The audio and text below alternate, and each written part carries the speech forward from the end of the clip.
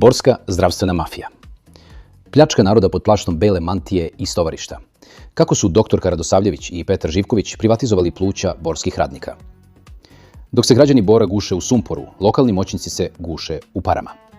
Ono što se u javnosti pokušava prodati kao poslovni uspeh privatne klinike, u stvarnosti je klasičan kriminalni mehanizam isisavanja javnog novca, gde su glavni akteri direktorka Doma zdravlja dr. Vesna Radosavljević i vlasnik stovarišta Petar Živković. Kriminalna sprega. Doktorka i prodavac građevinskog materijala. Poveznica je jasna, brutalna i miriše na korupciju visokog ranga. Kako je moguće da čovjek koji godinama drži stovarište, bez dana iskustva u medicini, odjednom postane spasilac borskog zdravstva? Odgovor je prost. Politički blagoslov. Dr. Vesna Radosavljević, kao alfa i omega Državnog doma zdravlja od 2016. godine, svesno je i namjerno obezglavila sopstvenu ustanovu. Umjesto da Dom zdravlja, koji ima i tradiciju i opremu, inkasira milione od pregleda radnika kompanije ZIN, ona je te milione bukvalno poklonila Živkoviću. Petar Živković, čovjek sa stovarišta, otvorio je Bor Medic 2019. godine, baš u trenutku kada je postalo jasno da će hiljade radnika morati na obavezne preglede.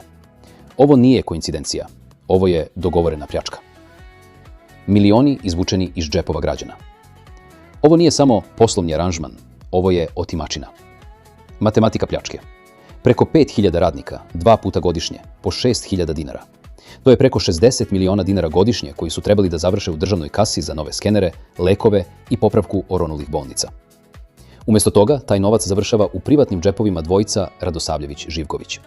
Dok se doktorka šeta po predizbornim listama kao ugledna građanka, ona je zapravo arhitekta sistema koji uništava javno zdravlje da bi profitirao privatni ortak.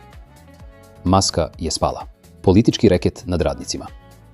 Kinezi u ovoj priči nisu naivni, ali glavni krivci su naši. ZIN plaća ono što mu se servira, a servira mu se klinika vlasnika stovarišta jer je to preporuka lokalnih moćnika. To je direktno ispumpavanje novca iz borskog budžeta. Doktor Radosavljević, dok je zvanično na odmoru, troši energiju na kampanju, dok se u pozadini vrti ogroman novac od pregleda radnika koji nemaju izbora.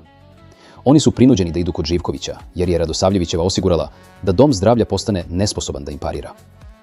Narode Bora, probudi se. Ovo je klasičan reket.